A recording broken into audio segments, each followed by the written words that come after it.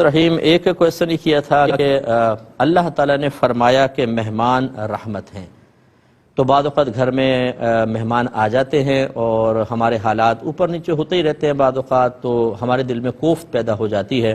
اور بعض اوقات دل میں تنگ دلی پیدا ہوتی ہے، بعض اوقات ان کے جانے کے بعد ہم ان پہ کچھ بیڈ کمنٹس بھی پاس کر دیتے ہیں، کوئی تنقید کر دیتے ہیں، تو کیا حکم شرع ہوگا؟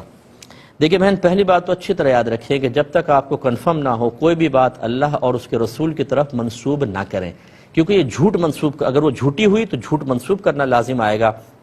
اور قرآن یہ کہتا ہے کہ اس سے بڑھ کر ظالم کون جو اللہ تعالیٰ کی طرف وہ بات منسوب کرے جو اس نے نہیں فرمائی، اور نبی کریم صلی اللہ علیہ وسلم نے فرمایا جس نے جان بوجھ کر میری جانب جھوٹ منسوب کیا وہ اپنا ٹھکانہ جہنم میں بنا لے۔ اب یہ قرآن میں نہیں ہے کہ مہمان اللہ کی رحمت ہوتے ہیں، یہ حدیثوں کے اندر مضامین تو آئے ہیں، صحابہ کرام کے اقوال میں ملتے ہیں، لیکن قرآن